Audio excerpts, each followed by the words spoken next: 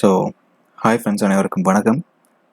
இந்த வீடியோவில் நம்ம என்ன பார்க்குறோம் அப்படின்னா, இந்தியன் ஹிஸ்ட்ரியில் Indian national Congress before Gandhi. So இது வந்து டிஎன்பிஎஸ்சியோட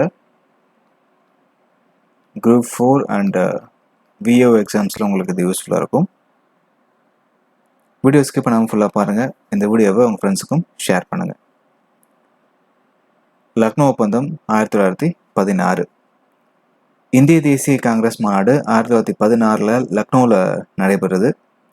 மிதவாதிகள் மற்றும் தீவிரவாதிகள் இதில் ஒன்றுபடுறாங்க.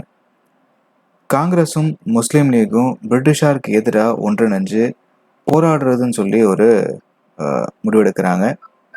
லக்னோ ஒப்பந்தம் இந்து முஸ்லீம் ஒற்றுமைக்கு சாதகமாக எடுக்கப்பட்ட முக்கிய ஒரு முடிவு. இதில் தான் நேரு வந்து காந்தியை முதல்ல சந்திக்கிறாரு. அடுத்ததா ஆகஸ்ட் அறிக்கை 1917. ஸோ 1917ஆம் ஆண்டு ஆகஸ்ட் 20ஆம் நாள் இங்கிலாந்து அயலுறவு அமைச்சர் மாண்டேகு இங்கிலாந்து நாடாளுமன்றத்தில் இந்த அறிக்கையை வெளியிட்டார். ஸோ 1917 ஆகஸ்ட் 20, அதாவது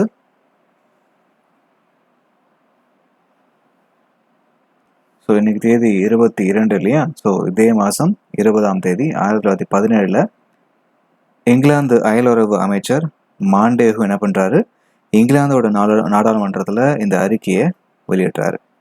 இந்த அறிக்கை இந்தியாவின் அரசியல் சீர்திருத்தங்கள் பற்றி குறிப்பிடுது. இந்தியாவில் படிப்படியாக தன்னாட்சி நிறுவனங்கள் ஏற்படுத்தப்படும் அப்படின்னு அது அறிவிக்குது. ஸோ ஆகஸ்ட் அறிக்கை அப்படின்றது என்ன அப்படின்னா, 1917 ஆகஸ்ட் 20ஆம் தேதி இங்கிலாந்து அயலுறவு அமைச்சர் மாண்டேகு என்ன பண்ணுறாரு, பார்லிமெண்ட்டில் இந்த அறிக்கையை வெளியிடுறாரு. இந்த அறிக்கையை பார்த்தீங்கன்னா இந்தியாவின் அரசியல் சீர்திருத்தங்கள் பற்றி குறிப்பிடுது. இந்தியாவில் படிப்படியாக தன்னாட்சி நிறுவனங்கள் ஏற்படுத்தும் அப்படின்னும் அறிவிக்கப்பட்டது. மாண்டேகு செமஸ்போர்ட் சீர்திருத்தம் 1919. மாண்டேகு செமஸ்போர்ட் சீர்திருத்தம் 1919. 1917ஆம் ஆண்டு ஆகஸ்ட் 20ஆம் நாள் இந்தியாவிற்கான அயல் உறவு செயலர் மாண்டேகு காமன் சபையில் ஒரு முக்கிய அறிவிப்பை வெளியிடுறாரு. அதுபடி படிப்படியாக இந்தியாவில் பொறுப்புள்ள அரசாங்கம் அறிமுகப்படுத்தப்படும் அப்படின்னும், 1919 ஆங்கிலேய பாராளுமன்றம் மாண்டேகு செமஸ்போர்ட் சீர்திருத்தத்தை கொண்டு வருது. மத்திய மற்றும் மாகாண சட்டமன்றங்கள் விரிவுபடுத்தப்படுது. இரட்டை ஆட்சி முறை அறிமுகப்படுத்தப்பட்டுச்சு. ஸோ இரட்டை ஆட்சி முறை அறிமுகம் செய்யப்படுது. மாகாண அதிகாரங்கள் யாவும் ஒதுக்கப்பட்ட துறைகள் அப்படின்னும் மாற்றப்பட்ட துறைகள் அப்படின்னும் இரு பிரிவுகளாக பிரிக்கப்பட்டுச்சு. மாகாண அதிகாரங்கள் யாவும் ஒதுக்கப்பட்ட துறைகள் அப்படின்னும் மாற்றப்பட்ட துறைகள் அப்படின்னு சொல்லிட்டு இரு பிரிவுகளாக பிரிக்கப்படுது.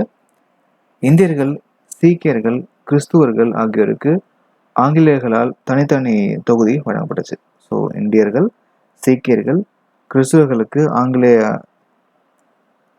ஆங்கிலேயர்கள் தனித்தனியாக தொகுதி வந்து கொடுத்தாங்க.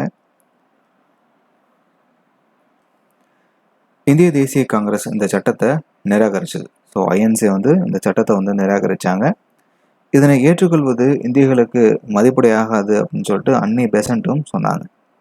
இந்த சட்டத்தின் மிகப்பெரிய குறைபாடு மாகாணங்களில் கொண்டு வரப்பட்ட இரட்டை ஆட்சி முறையின் கீழே அதிகாரங்கள் பிறப்பிக்கப்பட்டதே ஆகும்.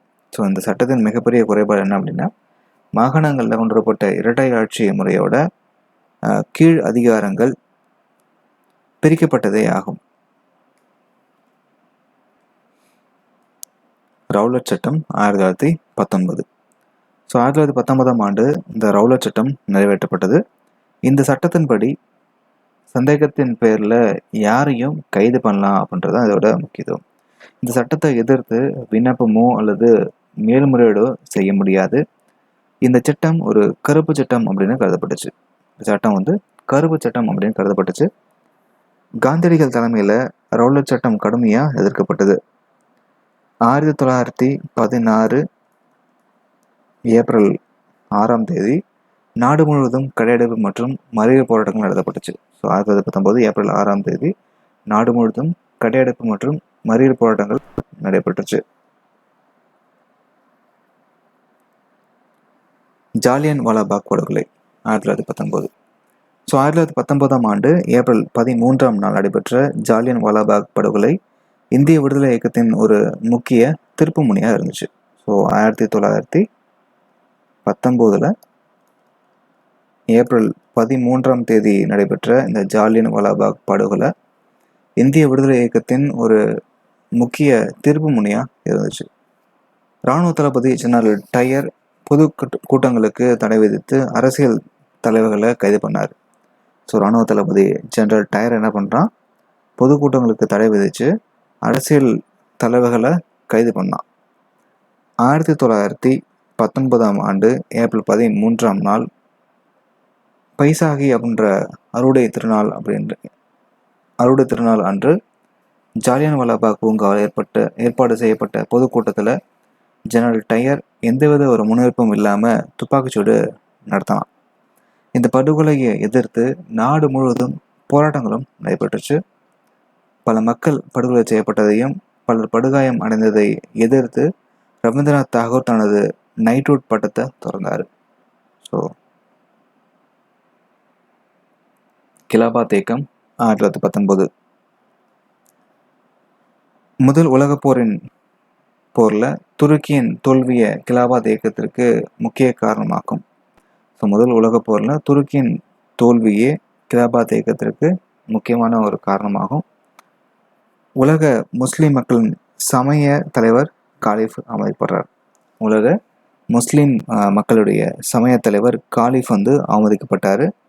இது முஸ்லீம்களுக்கு பெருத்த அவமானமாக நினச்சாங்க.